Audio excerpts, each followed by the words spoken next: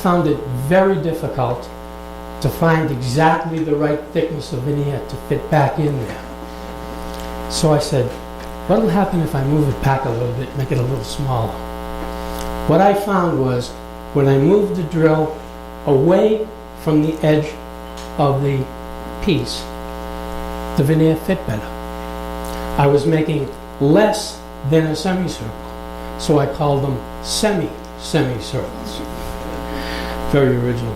And I found that I could put sometimes 3 pieces of veneer in, sometimes 4, sometimes 5, and they all fit.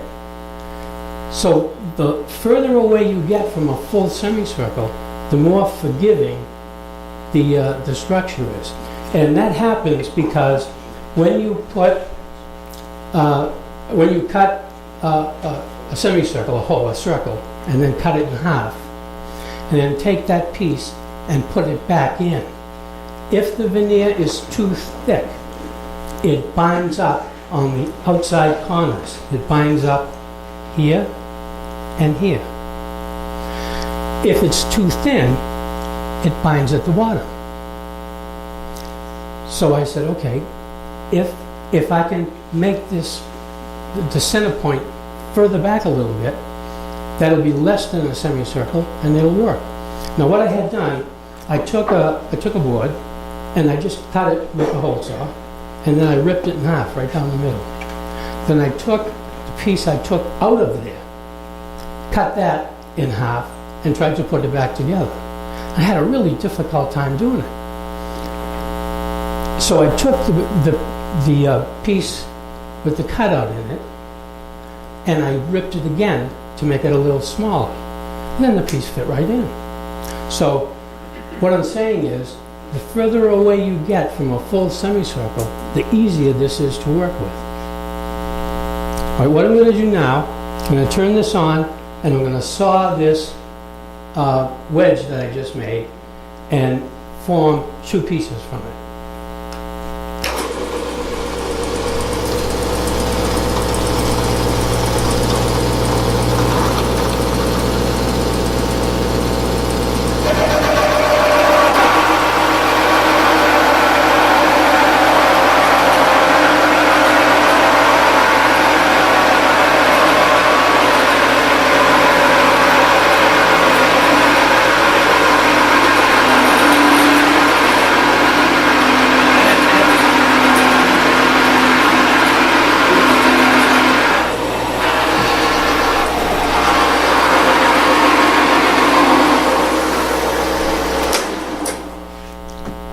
Did you hear the difference when I cut through the piece of oak? I haven't pulled this up yet. Here's why. If I pull this up while that piece is turning, the inside piece starts flopping around and it binds up on the hole saw. So I stop it. And as you can see, it almost effortlessly comes out. All right. There we go. Now, remember we talked about that little hole in the front?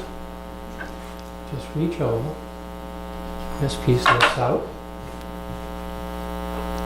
And this piece lifts out. The next cut will go much faster because I also had to cut through the fence on the first cut. Now I've got it all lined up. The next piece should cut real quickly, and they should all be identical. I should be able to take the 100th piece and put it with the 54th wedge. Any combination of woods, as long as they're all cut to the same segment length and the same angle, they'll all be interchangeable. That's how I can mix up the woods on these bolts. As they come around, you'll see, oh geez, there's walnut, there's cherry, there's maple, oh, that's right. All right, I'm going to take, pass this around. I'm going to take another wedge. What a dusty shop we have here. Slide that in. You should come in next Saturday and help out. Now, what was that? So I'm just going to press that down, turn it on.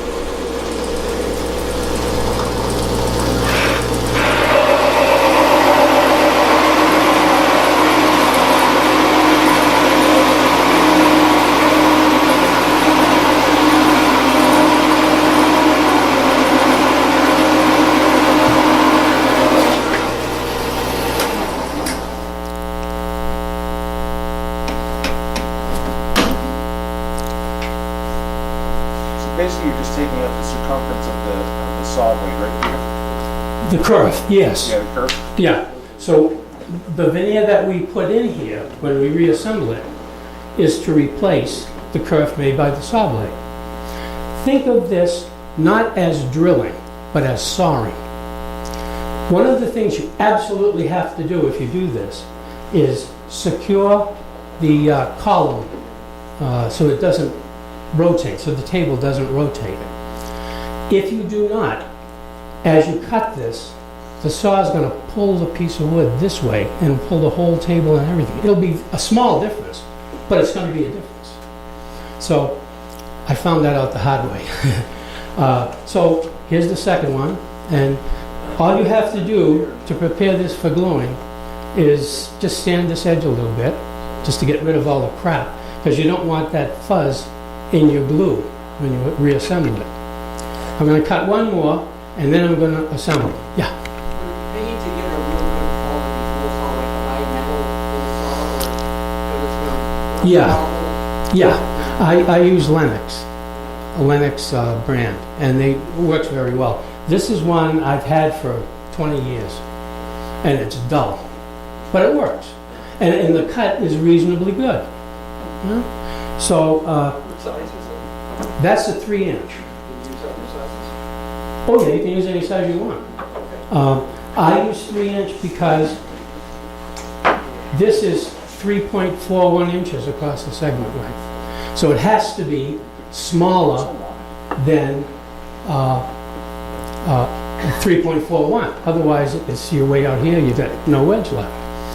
What I found is if you cut too close to this edge, when you reassemble it, it sometimes bows out a little bit from the pressure of the veneer.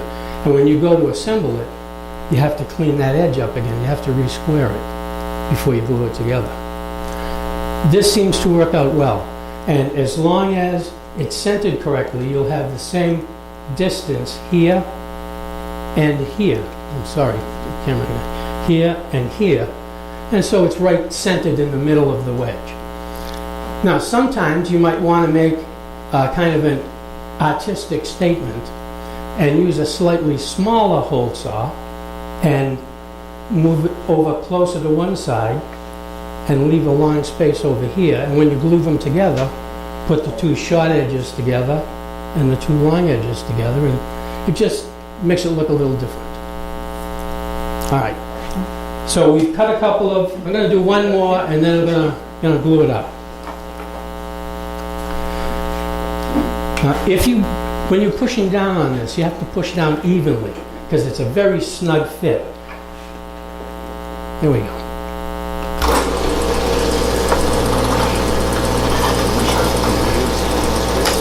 The other thing I forgot to mention, the fence, remember I showed you, I can't take this off and show it to you now. So I'm going to cut it first, then I'm going to show you.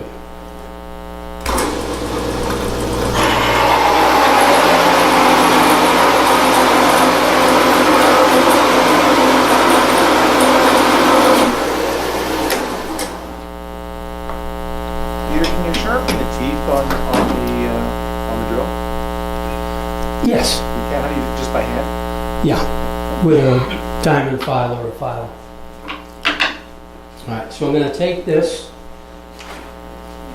Now, I can now loosen this up and take the fence off and show you. 1, 2. So naturally, you would repeat this process for each of the wedges in your bowl. I'm using 8 segments here. I've made some with 12, some with 16. The higher the number of segments, the smaller the segment length, and consequently the smaller the semicircle has to be. And the smaller they get a little hard to work with. Now, here's the jig. I want you to notice that the top, this is where the sawdust escapes. If I lay this back down like this, the drill press comes down, the saw blade spins around, and all of the sawdust comes out through that hole. If this was wider, and this piece here were wider, there would be no place for the sawdust to go, and it would come all right back into the area here where you put the wedge, and it would make things much more difficult. So if you look here, you'll see there's quite a lot of sawdust on the table. And that's where it is, and it's not in here. Okay. Now, I'm going to glue this up.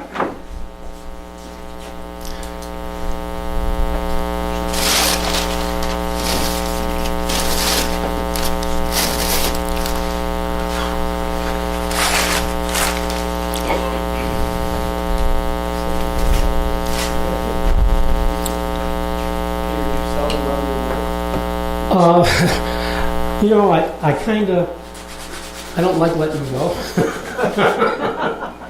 Yes, I do. I don't do it terribly aggressively.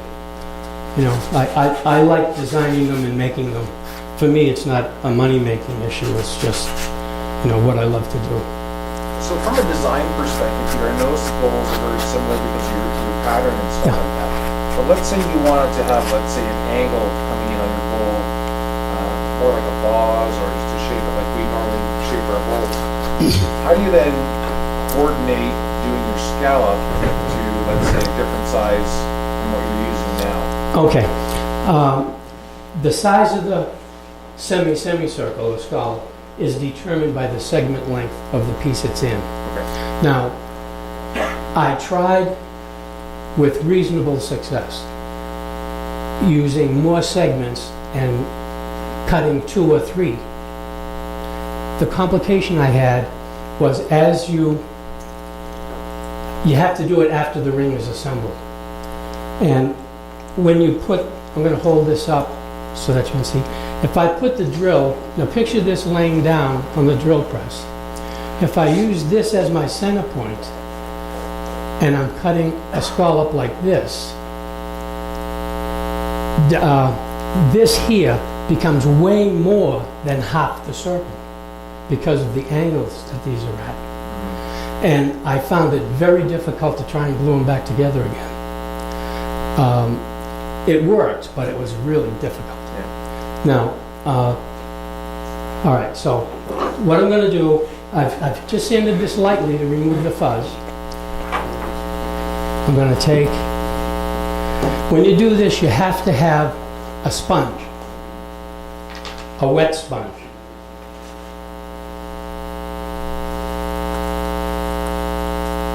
Here's a wet sponge. You also have to have a place to put the glue.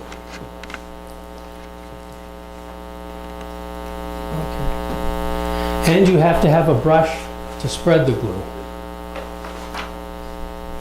An acid brush. What I have found is that 4 pieces of veneer, standard thickness veneer or edge banding, work very well with this hole saw. So what I'm going to do is I'm going to make a pattern using 2 different veneers, sapel and maple. Now the piece I'm gluing in here is oak into oak, but I could very easily